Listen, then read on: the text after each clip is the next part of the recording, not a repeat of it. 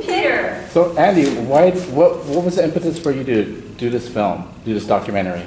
What was the impetus Yeah. to do it? Well,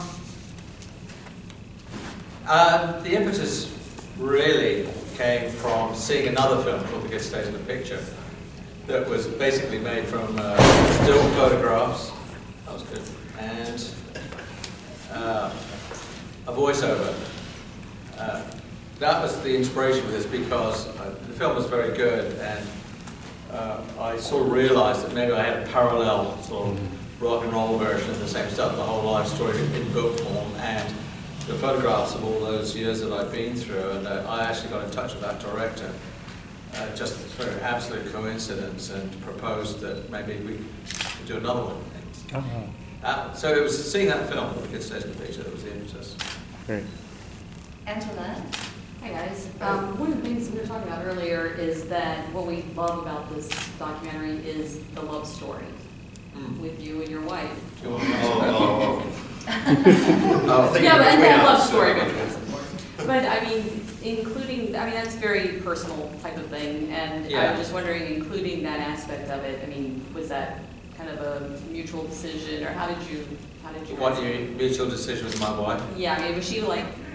Well, she didn't fight it, you know, she's like, oh, do I have to really be in it now? No, but I think it actually lends a softness and a fragility to the film that you don't see in the usual absolutely all-male rock documentaries. It makes it more of a, a life story, which is really what it's about. And I think it gives a different angle to the film that most you're not normally going to see. It was very important to me, and it has a good ending. So it is a sort of subplot of the film. And it's a beautiful mirror to the other story in Andy's life. He's a man of second chances and second go-rounds. It's to me in cobbling together seeing these materials and getting to know you and seeing your life.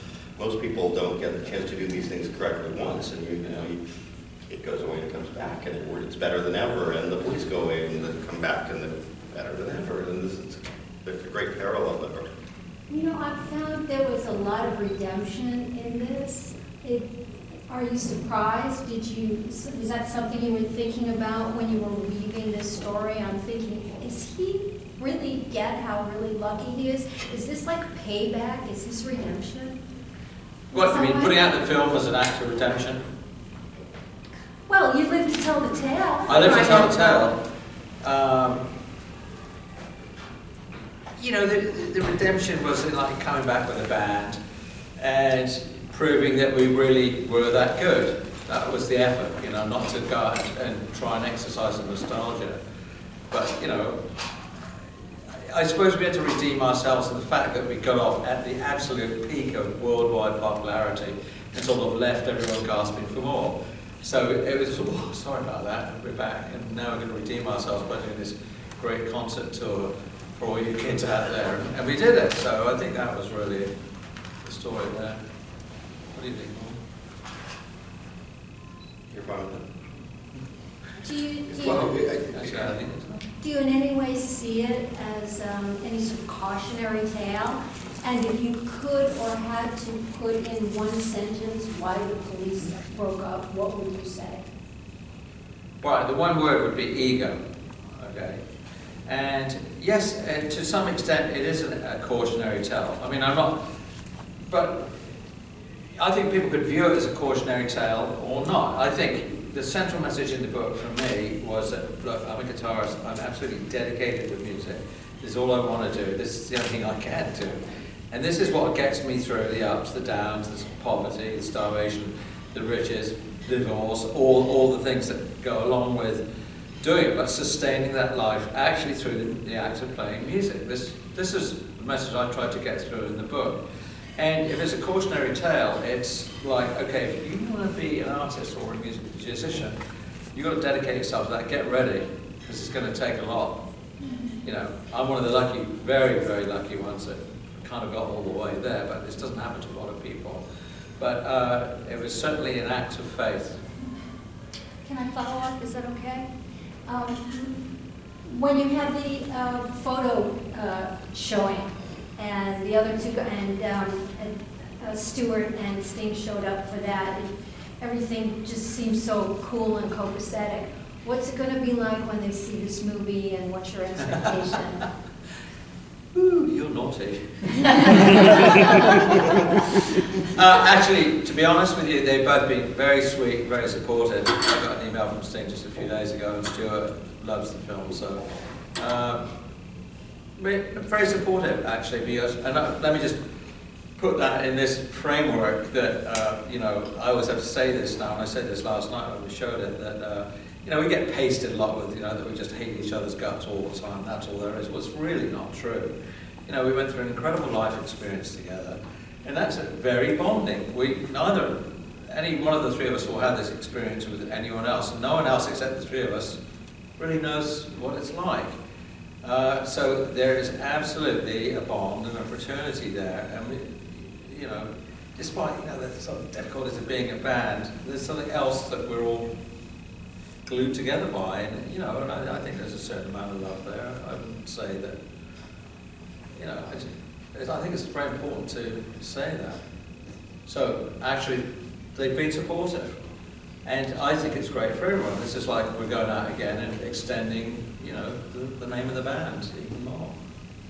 And from a functional side, not that they had to approve the film, but they had to not want the film to happen, and they were very certainly supportive enough to allow the process to take place in the first place, and to, you know, see one of the final versions of it and give it their respective blessings. You know, it's again recapturing probably one of the, if not the best time of your life, some of the best time, the height of your success, and you know, without each other, I don't know that Sting ever would have become Sting as we know him, or if Andy would have become a household name, or Stuart Copeland would have become. You know, I think their nucleus early on it's the foundation of everything else that became their lives, so it's hard to probably not remember it fondly somewhat. They didn't give you any notes at all? What? They didn't give you any notes at all? Who? Oh, you mean like on the film? No, they didn't. You know, I mean, I was, the early stages, of course, you know, I mean, we're very sort of respectful and probably a bit nervous about the other two, each one of us. And I said, look, I'm making this film, and of course, as you can see in the film, there's a lot of live footage of us playing in 2007 and 2008. So I had the film crew coming around and filming not only me, but them as well, and it's sort of a bit intrusive and invasive, and you know, this is coming right really touchy and difficult. They sort of went along with it pretty much. I wouldn't say they wholeheartedly embraced it, but they let it happen. And now that we have a very good product on our hands, I think they're going, okay, you know, this is great. You know, as they did when the book came out, they were both very supportive. So, you know, going back to the larger picture, the truth about us is that, you know, we have a marriage, it's the other marriage, and we all stand back to back when it comes down to it, as we always have done. We're very protective. Back to back. Yeah, like three packages. On me. Do it, Demi. Well, I guess you can answer. I Yeah. mean, when was the movie finished, and where else did it come out? It's been out, it's incorrectly stamped as 2012. There was still work being done on it over the last few years, and it started coming out in some foreign territories last year. It started off in Italy and had a huge and successful run there, and since it's been out in a couple of other countries, and finally we've gotten now our U.S. distribution straight. So the process has been a bit backwards from how you normally do it. But there was an earlier version of the film that was shown at a festival here in the States in 2012, and had a bit of confusion to it. But that wasn't the version that we're seeing now. No, it's a refined version. I should add to that this US release is sort of what I was hoping for. This is the first tangible sort of excitement and experience that I've had with it that I always imagined. I imagined we made this film and I'd be at every film festival in the world immediately. Didn't work out like that. I think it's been in Japan, but I wasn't there. It came out as a DVD and on. It was a little bit patchy. So this is like the first really important release. And really, going on from here is where I think what I imagined would be the life and my involvement with it is starting now here in the US. And, so, Your funniest memory? Funniest joke, who's the funk star, or what's the funniest well, it's all one? fun, Do you guys play pranks on each other? I'm sure we did. I mean, God, treasuring up that kind of stuff. Let me think about that. I might. Is there another question? Well, what about when we played Halloween in New York? And we did the whole show as in costume. Sting had some sort of medieval costume on. I think Stuart was dressed as a pirate. I came out as Charlie Chaplin, with a mask on and the bowler hat, the whole bit. And after about a song and a half, Sting gave up, threw his stuff, so did Stuart. I stayed. I don't know if this is funny or not, but I stayed absolutely in character as Charlie Chaplin with the walk and all, the entire show. And it was a very bizarre experience because I was sort of looking through these two little slits like this, as if I was sort of there but not there. It was a very strange experience. I got a lot of accolades for that. In particular, John McEnroe came up to me with he was very enthusiastic about it. And it was took a lot of effort for me just to stay in character, to do that whole show at Madison Square Garden with really, it's Andy, and throw off the mask, but I didn't. I did the whole thing. Do you I don't know if remember, that was funny or not, but it was pretty weird. It was fun. remember what year that was or whatever? It was 2000. 2008, August 2008.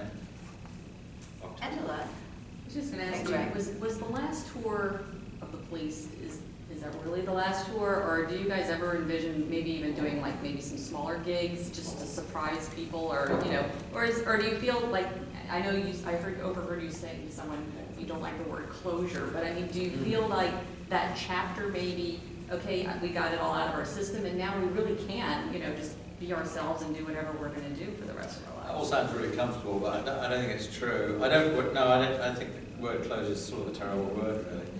Why would you want to close down on something as sort of magnificent as the career of the police? It would be not a good thing, but also I'm not into doing smaller gigs. I'm into big ones. Let's just keep it up there, Well, I say that, I'm sort of joking, but of course, the truth is a gig, and oddly enough, I can tell you as a musician that the much smaller gigs are much more intimidating than the bigger ones. The stadium's just kind of bland out, and you can't really see anyone. You're trying to feel it, but they're sort of out there as this vast, almost like two-dimensional plane. Arenas are better because they're around you. You can feel it more. But really, the best place to play music is in a club. It's really true because you really feel the people, and you feel like you're much more on the spot. And they will not be doing the club. Do you ever do that yourself, personally? Play small clubs or anything? I've played in every small club in the world. I've played all sorts of clubs. I did many, many tours like that after the police. I was playing jazz, actually, and I did it for years and played all the festivals, lots of some very nice clubs all over the world. Not doing it right now. Don't really want to, because I did so much of it. I'm sort of doing different things than that. Although I say that, and I did actually play in Shanghai not too long ago in a club, and it was amazing. We just ripped the place apart. It was just so much fun, and then now they want us back to do. We have other clubs in China, so now I'm getting offered all these clubs in China. Not sure if I want to do it though.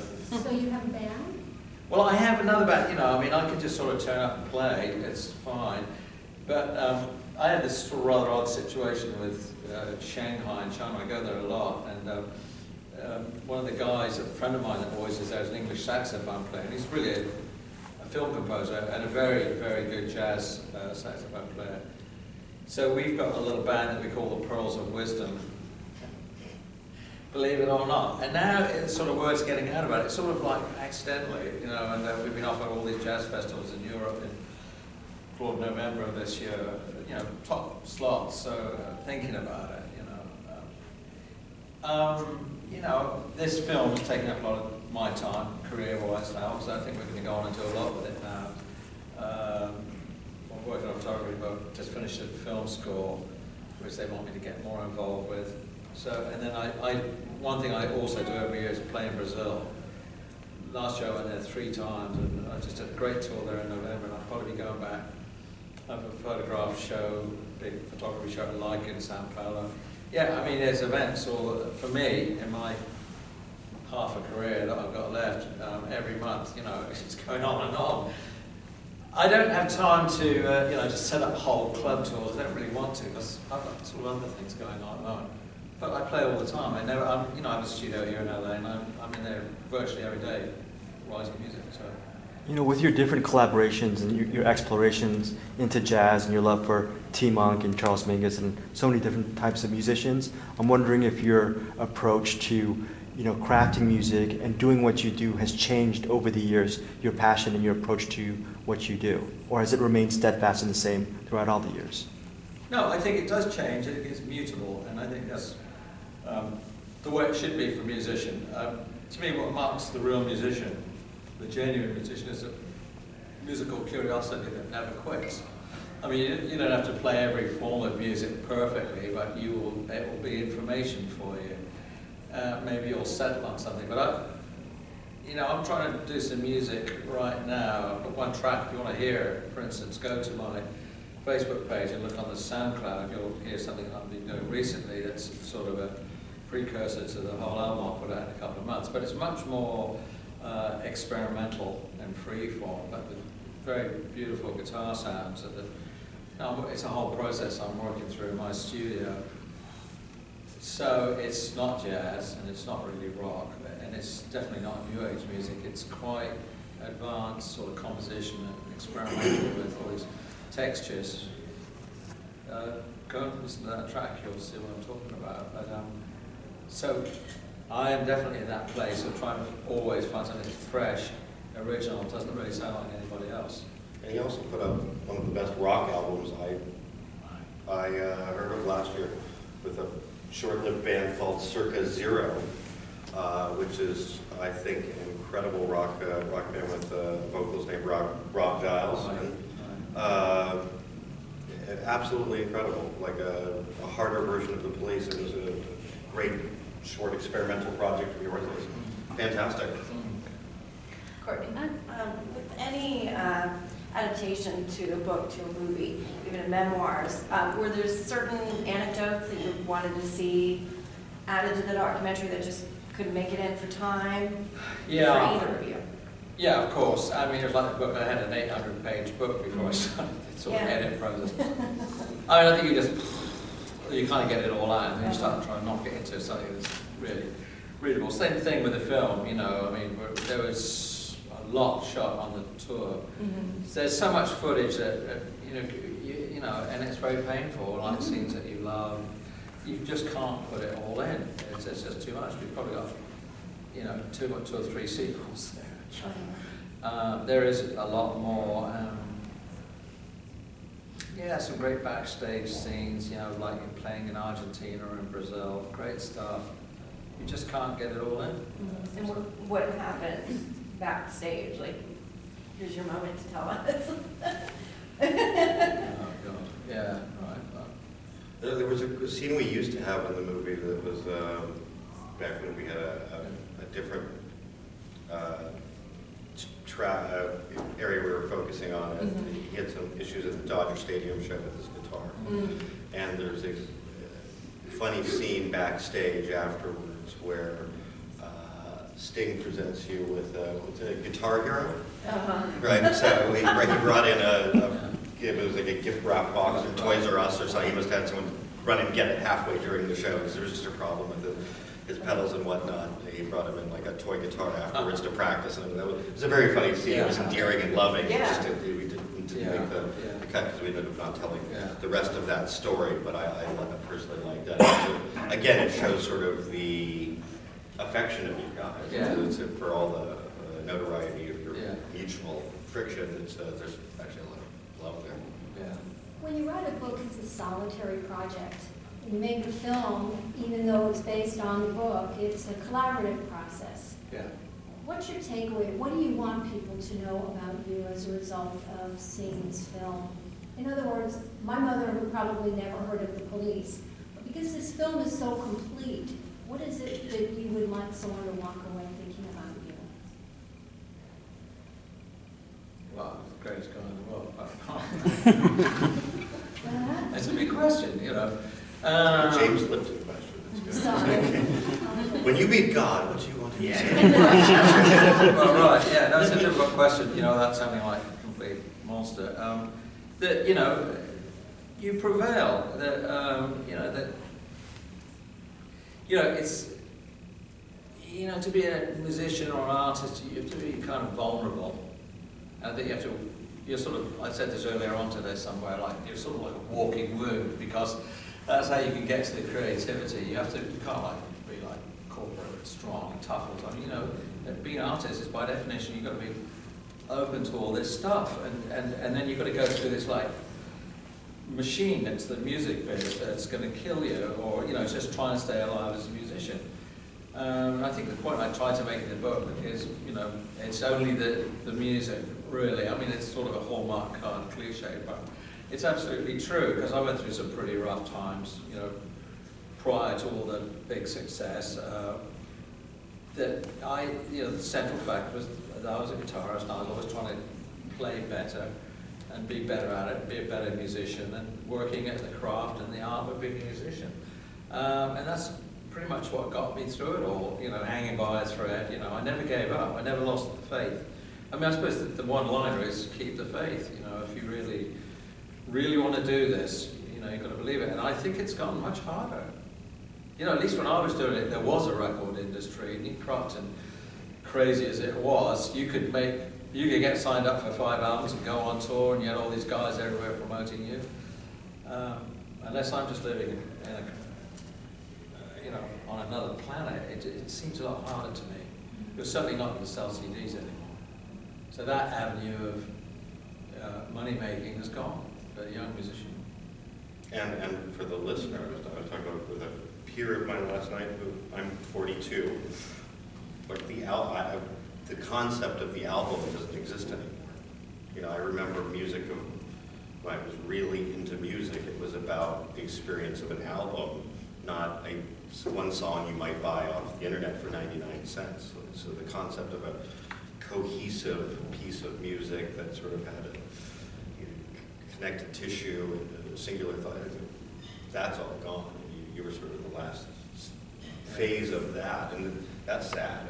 It doesn't feel dated, even though it gets played on classic rock. It still gets, here in Los Angeles, still gets played on K-Rock, which is like the most cutting-edge station here. And across a lot of other formats, it doesn't get really pigeonholed, and it doesn't really feel dated. Message in a Bottle would be a great single today, and when you listen to Bruno Mars, or Maroon 5, or Magic from Canada, who literally say, we just want to sound like the Police because we grew up listening to them, and they do a pretty good impression of you guys, but they're not you. But the sound is the same, so all your stuff still sounds present day, so it doesn't feel like a golden oldie, it feels like it's this moment. Remarkable. Okay, guys, that's it. Oh, thank you.